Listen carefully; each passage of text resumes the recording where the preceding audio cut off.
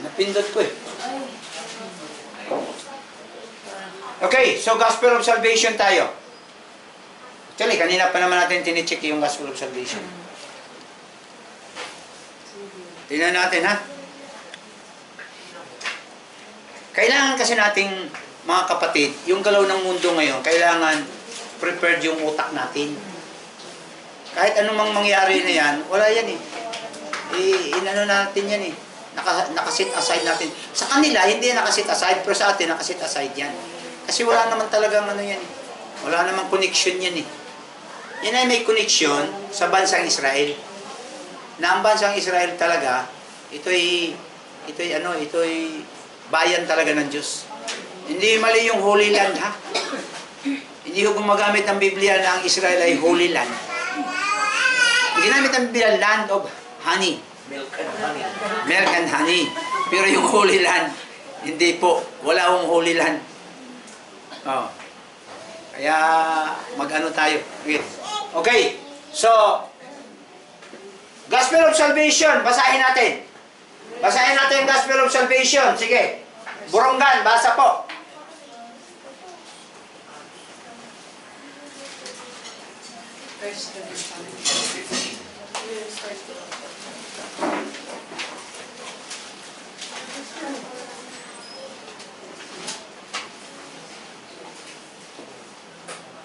Wala po.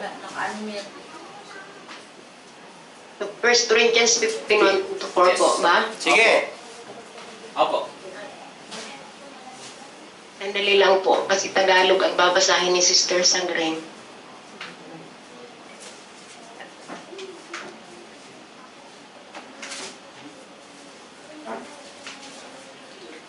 Hindi tayo makatuloy sa ating ano. May mga bisita. Kaya nga. Sige. 1 Corinthians 15:1-4. 1 Corinthians 15:1-4. Mga kapatid, nais kong ipaalala sa inyo ang magandang balita na ipinangaral ko sa inyo. Ito ang aral na inyong tinanggap at hanggang ngayon ay pinaninindigan ninyo. Sa pamamagitan nito ay maliligtas kayo. Kung panghahawakan ninyo, mabuti ang ipinangaral, maliban lamang kung hindi talaga tunay ang inyong pagsampalataya. Tignan niyo ha. Sige. Sapagkat ibinigay ko sa inyo ang pinakamahalagang aral na ibinigay sa akin, na si Kristo ay namatay upang iligtas tayo sa ating mga kasalanan ayon sa kasulatan. Ilinibing siya ngunit muling nabuhay sa ikatlong araw ayon din sa kasulatan. Okay, thank you. Thank you, Sister Sagring. Mahalaga hong aral na sinabi ni Kristo. Ano yung mahalagang aral? Si Kristo'y namatay para saan? Sa ating mga Sa ating mga kasalanan. Ito ho yun. Naka-monitor ba sa nila ito? Opo. Okay. Now, itinan natin ha. Ito yung Diyos. Oh, ito yung tao.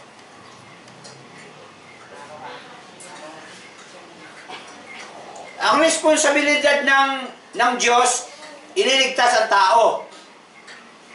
Saan? Sa impyerno. Now, ang tao ho, may tatlong bahagi.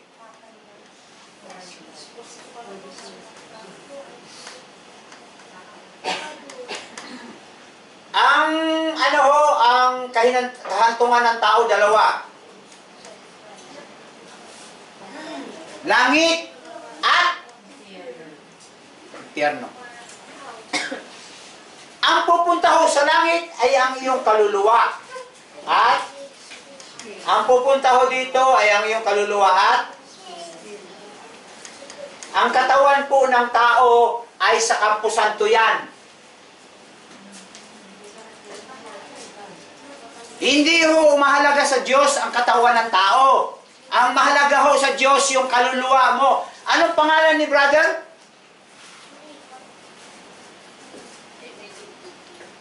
Ricky po.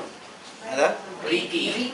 Okay, Brother Ricky, ang mahalaga, Brad, sa iyo, hindi ang katawan mo. Basahin natin sa Matthew chapter 10 verse 28. Matthew chapter 10 verse 28.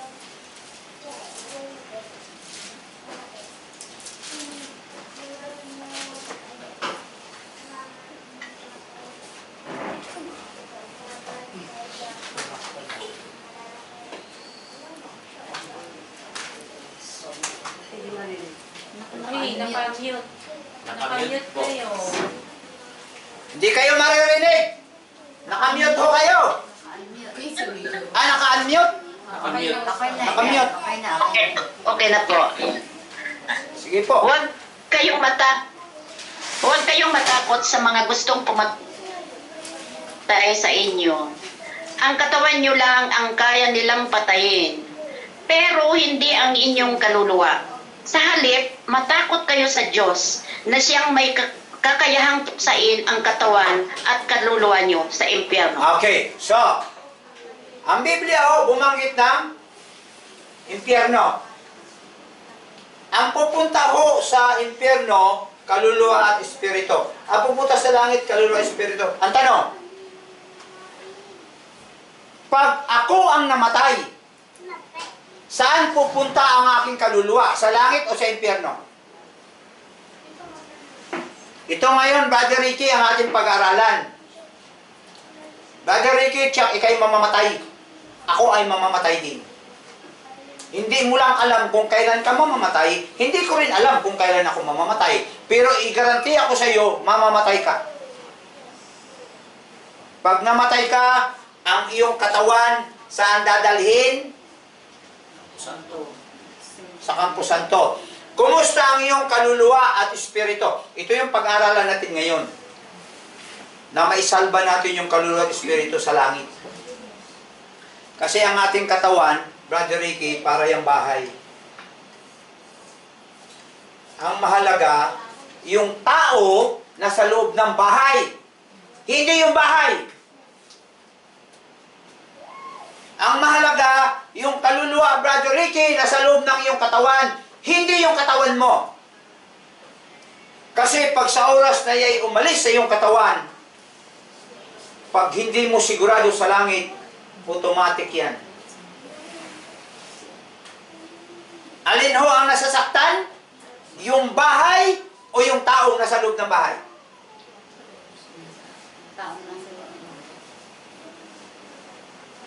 Ang mahalaga yung taong nasa loob ng bahay, hindi yung bahay. Ang mahalaga yung kaluluwa, Brother Ricky, nasa iyong katawan, hindi yung katawan mo.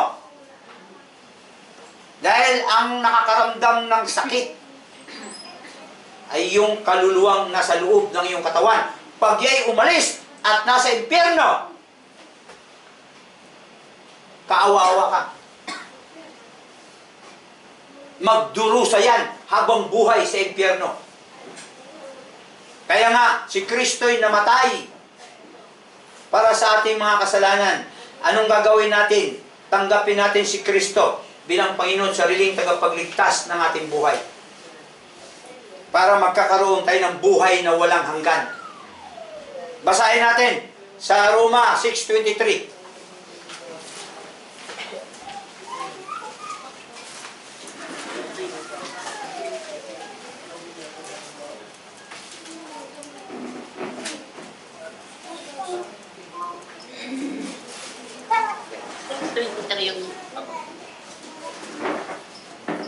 Sapagkat ang kabayaran ng kasalanan ay kamatayan. Ngunit ang kaloob ng Diyos ay buhay na walang hanggan sa pamamagitan ni Kristo Jesus na ating Panginoon. Okay. Ano ang kabayaran, Brother Ricky? Ng kasalanan? Ba't si Kristo namatay sa krus? Para sa iyong kasalanan.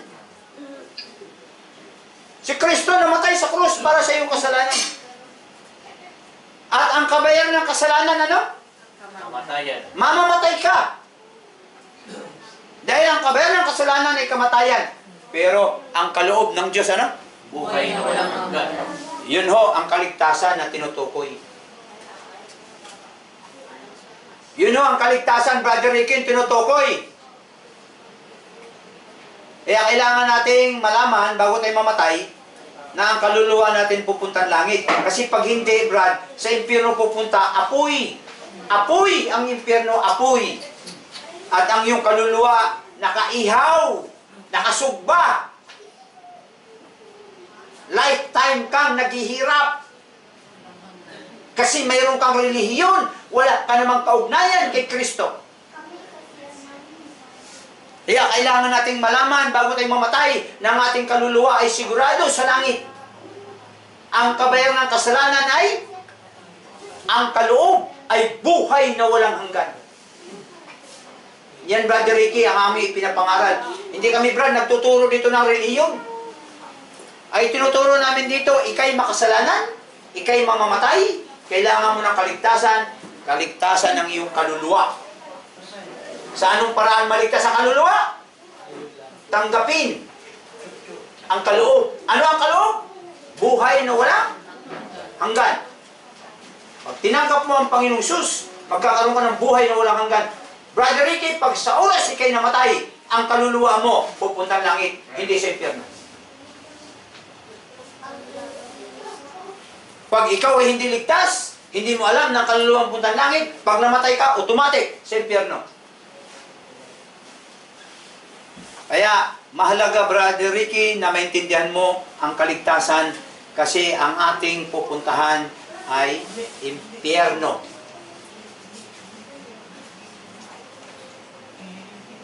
Kaya kailangan nating magkaroon ng kaligtasan. Buhay na walang hanggan. Eternal life. Ulitin ko, ikay makasalanan, ikay mamamatay. Kailangan mo ng kaligtasan. Kaligtasan ng iyong kaluluwa. Sa anong paraan? Pagtanggap kay Kristo.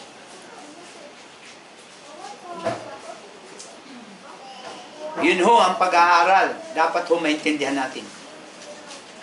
Kasi ang tao ho ay hindi sigurado ang buhay. Ang kamatayan ay sigurado. Ang buhay ay hindi sigurado. Ang kamatayan ay sigurado. Kaya, Brother Ricky, ang tanong, nais mo bang tanggapin ang Panginoon? Bilang Panginoon, sariling tagapagligtas.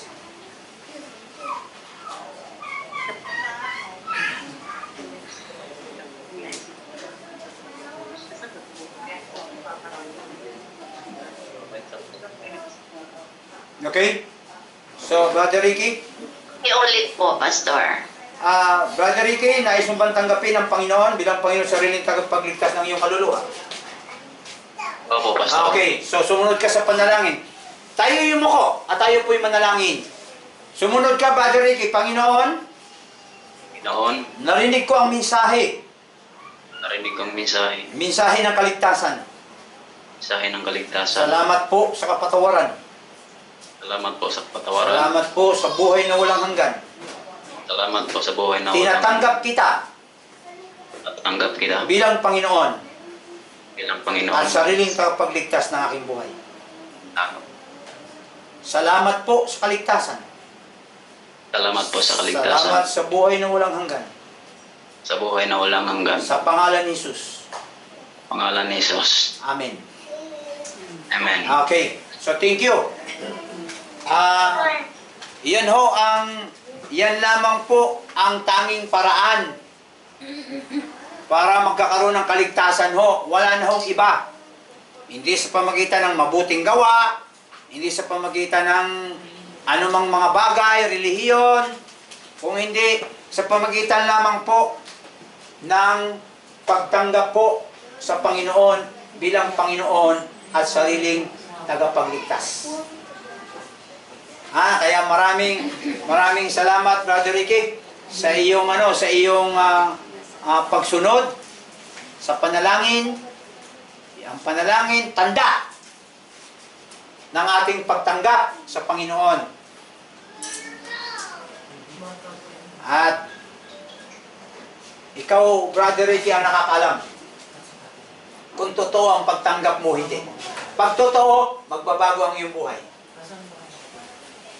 Pag hindi totoo, hindi magbago ang iyong buhay. Kasi ang pagkakilala sa Diyos, hindi bibig, hindi utak, puso.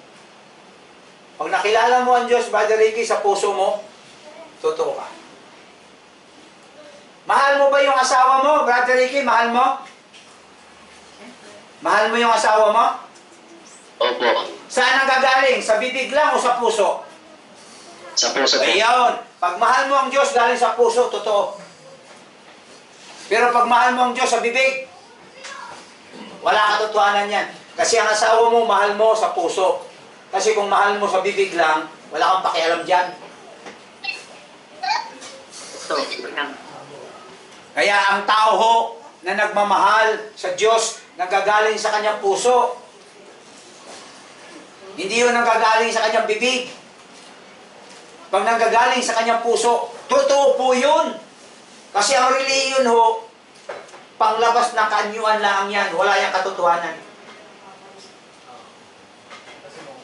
Okay, so kung may tanong kayo,